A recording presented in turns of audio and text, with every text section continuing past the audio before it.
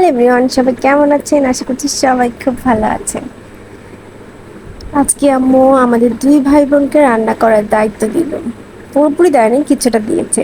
আর এই সুযোগে আমি আমার ছোট ভাইয়ের একটা এক্সাম নিয়ে নেব, ছোট্টখাট্ট একটা এক্সাম। কি এক্সাম নেব? এই যে সে বাইরে যাওয়ার আগে যে তাকে রান্না বান্না শিখিয়েছিলাম, তো মশলাপাতির নাম কি আদৌ সে মনে রেখেছে, নাকি খালি তেল নুন দিয়ে সে রান্না করে কমপ্লিট করে ফেলেন? দেখা যাক, তো সাথেই থাকেন। আজকে পরীক্ষা হবে। এই যে অস্ট্রেলিয়ান প্রবাসী সবকিছু চিনে নাকি? বল আগে এটা কি কর। এটা মুরগি। কি এটা কি? গরু। এটা কি?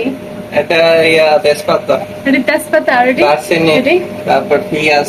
আর এটা কি? এটি এটা হইতেছে জিরা গুঁড়া। আর সব কিছু মিক্স দেওয়া যাবে। এলাচি গুঁড়া। তারপর আর একটু আচ্ছা এটা কি কর। এটা হইতেছে NaCl, মরিচা, হলদা। এটা কি? লবণও দিয়ে দিছি। এটা কি কর। আদা রসুন। কোনটা আদা কোনটা রসুন কয়বার? এই যে আদা, এই যে রসুন। ও পাস করছো। আর এটা কি কর। এটা হয় সরিষার তেল। সরিষার তেল। এবার কোন pass olive oil. Olive oil. একটা একটা জিনিস দে। কয় বছর পর আনতেছি?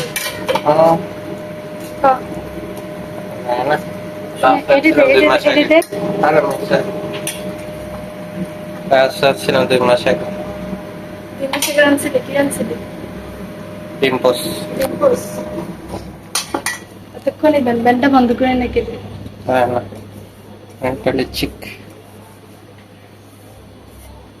তোর হাসিলে কিতা করবা? হাসিলে অস্ট্রেলিয়া দুধ দে।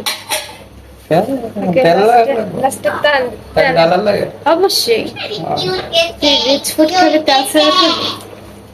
আয় আয় বিচ্ছু আয়। This is oily and sure. ভালো করে মাখা। কি করতেছো? একটু এপাশে করতো। মাসাজ করে। এখন আমার ছায়া বড়। Nurse perfect.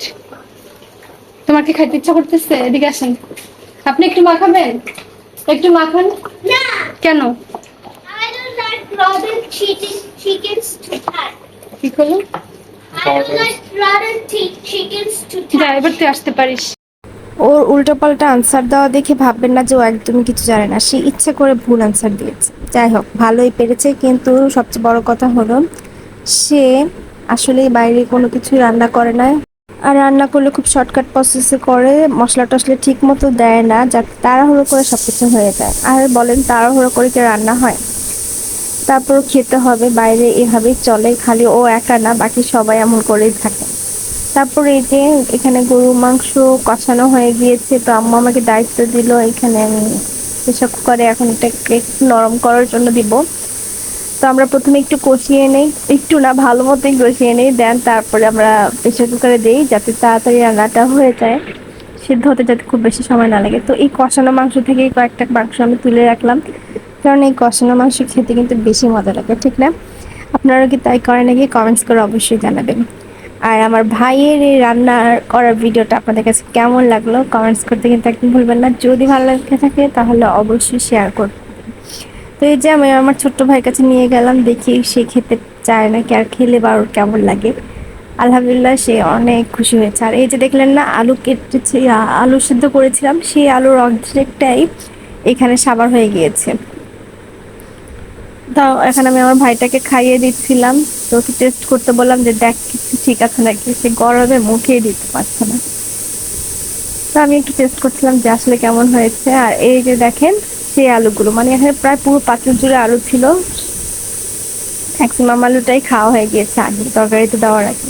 তো আমরা এরকম সেদ্ধ করে আলুটা ভেজে নেই, দেন আমি তারপর একটু সালাদ বানিয়ে নিলাম। আর এই যে দেখেন রান্নার কালারটা কিন্তু সেই সুন্দর হয়েছে, ঠিক না?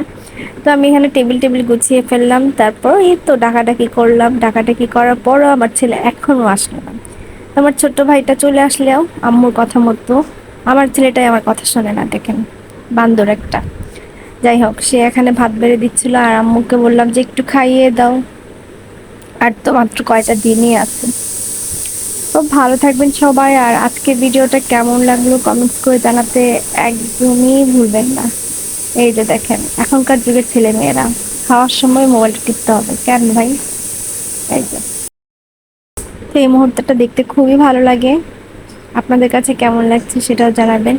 আর এই যে দেখেন আমার সেই মজার সালাদটা আমি আমার ভাইকে তুলে দিচ্ছি, সে আবার সালাদে সব খেলেও টমেটো খায় না।